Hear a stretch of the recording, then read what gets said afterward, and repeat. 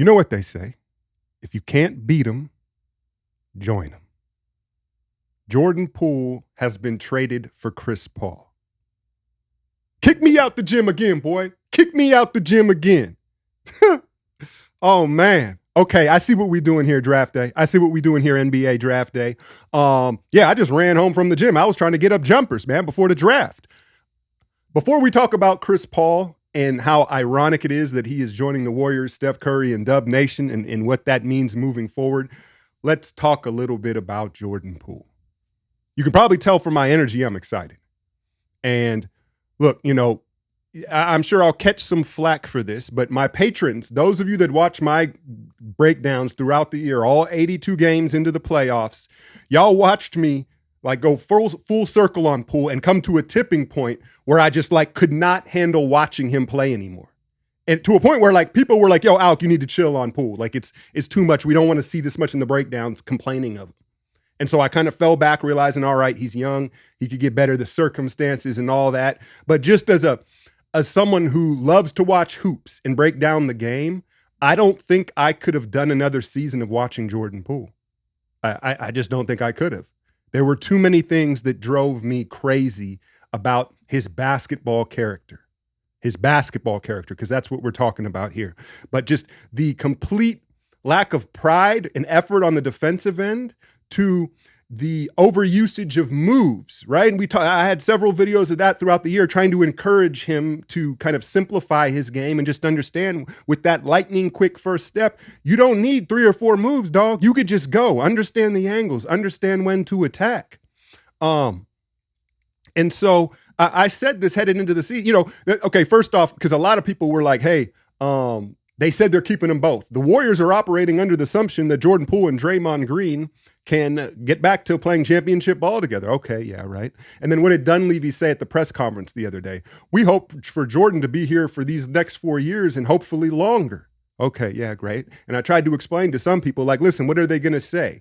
When you're smart organizations, when you maybe are looking to trade somebody, you don't announce it, right? You act like, I don't really want to do it, right? It's negotiating 101. And I think those of us that were tapped into the situation or were looking at it more logically understood, no, this dude's got to go, And so, again, I can't hide my excitement. I can't hide my excitement just because, again, I did not want to watch. I couldn't break down another season of this kid in the way he plays. It's just not for me. I understand it's exciting, it's flashing, and he's got a lot of talent that maybe he can flourish and grow. I think it's a better situation for Poole, honestly. Right? You know what I'm saying? He did get put in a tough situation, playing behind a legendary trio, getting, deboed at the beginning of the year, and then trying to live up to those expectations of that contract. I understand that it was a difficult season for him, and I'm not saying that he can't become a better player or become the player to equal that contract. And I think the Wizards are a perfect situation where it's going to be his keys. He's going to have a lot of opportunity to show what he can do and play the way he wants to play.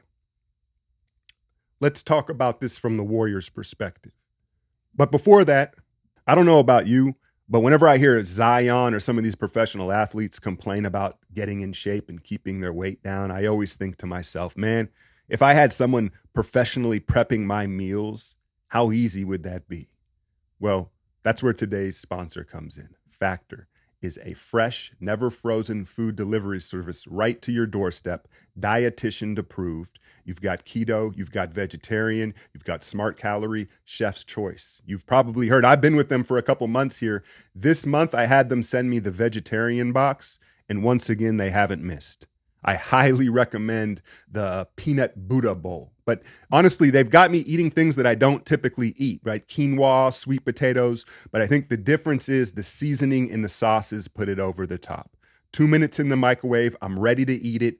And then it being vegetarian, I'm feeling lighter. I'm feeling lighter for lunches. It's not a whole lot of digestion. And I've just been super impressed with honestly every box that they've sent me. And so if you want to give it a try yourself for convenience, for health, for all of the above, head to factor75.com or click the link in the description and use the code alchemy50 for 50% off your first box from Factor. So the Warriors bring in Chris Paul. They also traded Ryan Rollins, which frees up a roster spot. He never played at all, right? He fractured the foot. And they traded a future protected first-round pick 2030. So that's way down the road. We're talking 6-7 years from now. And a 2027 second-round pick. When I heard the news broke again at the gym, I was like, please don't let them have traded 19. I'd done all this draft homework. I've prepped for my live draft tonight on Patreon. And I was like, no, man, come on, right? And so I'm breathing a sigh of relief that we didn't have to cough up a draft pick. I was kind of hoping we'd get Washington's. Where are they at? 9 or 10 in this draft? Somewhere around there. So Chris Paul is on a partial, non-guaranteed $30 million deal. I'm not sure what the guarantees are. Like I'm guessing it's around minutes played and health, right? If Chris Paul blows a hammy in training camp, then I think the Warriors can get out of owing him that money. So I think that's a crucial part of it. Could he be flipped again? Now, this is breaking news. The news right now is the Warriors are looking forward to a partnership with Chris Paul and letting him get a ring, get in on it. Steph, is there any other? It's been put to bed. The most gracious, generous, humble, non-selfish superstar we've ever seen. A guy that's been one of his greatest rivals throughout his career. And I know it was a friendly one in the sense of it was a competitive on the court one, but he's like, nah, CP, in your twilight, come over here, bro. I got you. I'm going to get you one. Nah. But apparently right now, at least what the Warriors are saying is like, we plan to keep Chris Paul here. And it, I would imagine in kind of an Andre Iguodala type of role, right? As far as the minutes go and off the bench. Now, obviously he plays a lot different than Andre, but he would set the table and run that second unit. And I think the biggest beneficiary of this trade that comes to my mind initially is Jonathan Kuminga. Right? Because the potential of him working out of the pick and roll, right? And now you have the pick and roll maestro of this era in Chris Paul. And for him to set the table and get Kuminga easy buckets and be an extension of the coaching staff. Like there was a lot made last year about the Warriors coaching staff. Is Kenny Atkinson gone? I'm no sweat off my, I don't know if he is or not. I don't think he got offered that job, right? But is it Mahala Jama, the player development guy, went back to Toronto recently. I wasn't a fan. I didn't see the development I wanted out of the young guys. Fundamental stuff that I saw early in the season. It took too long to correct. And so obviously Mike Brown was the biggest loss from last year's coaching staff. And I think that in part is a huge part of Chris Paul's value to this Warriors team this season. All we've heard about is the two timelines. There was too much youth, right? And Chris Paul is an extension of the coaching staff. Draymond, Steph, Kerr,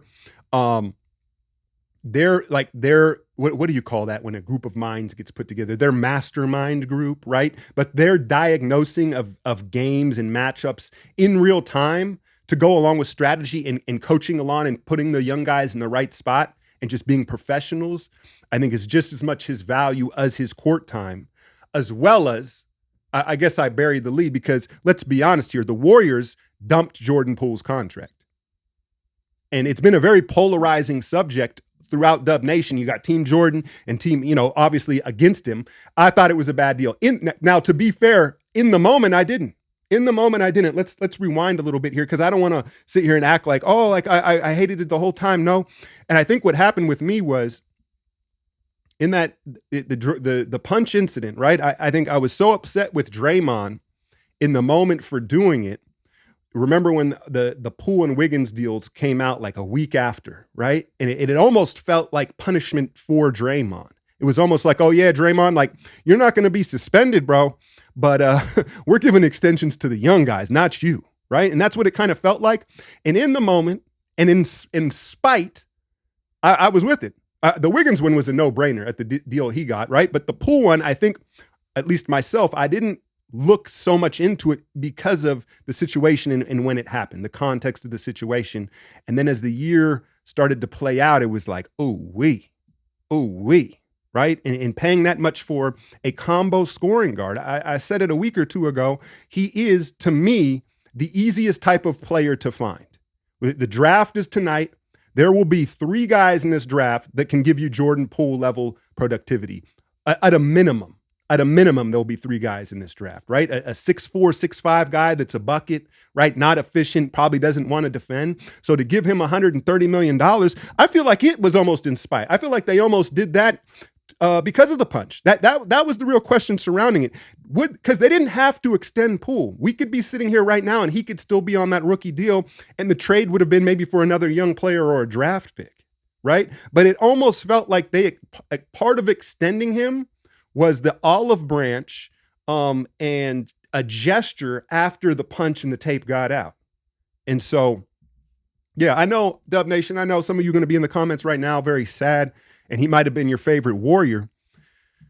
But this is how the cookie crumbles. This is how it works. Nothing is forever, especially in the NBA. And, you know, that's what the thing is. It's tough. You get attached to a player. But me watching this Warrior team for over 30 years, I've had so many guys come and go that I thought were going to be this and weren't going to be that. But yeah, man, it is very interesting. And I'm glad we kept the 19th pick. Now, does that alter what they do with this 19th pick now? You've brought in another veteran ball handler.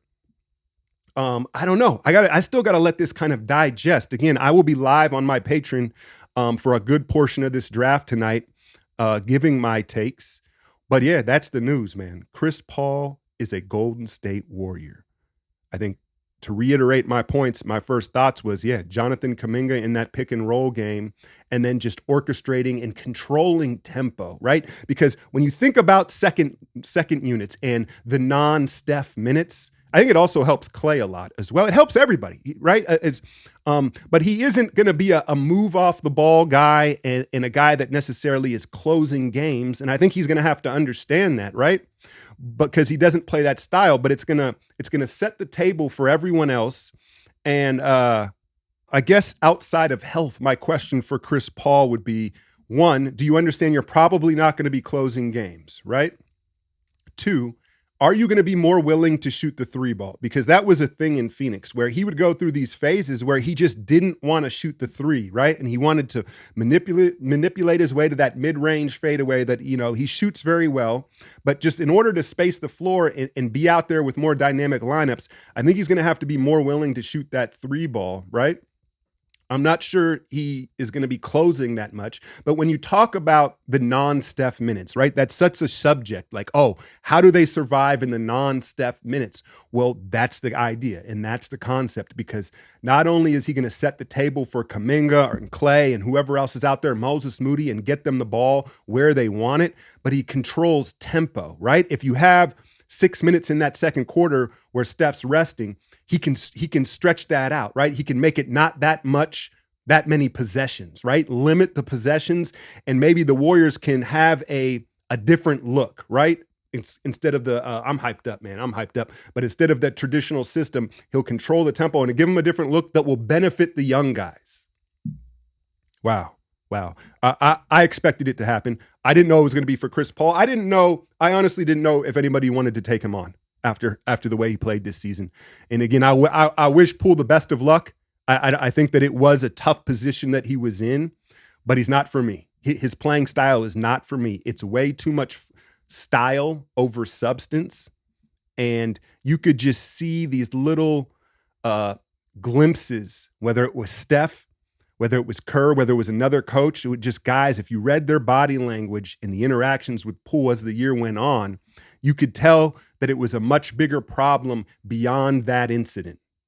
Sometimes things aren't just a fit culturally and systematically, and the timelines of what their guys' agendas are. And so, JP3, I wish you the best in DC, where you can have the ball all the time and you can put up as many silly shots and as many crazy moves as you want to. We are moving on. Now, who are we drafting tonight? What is the next move?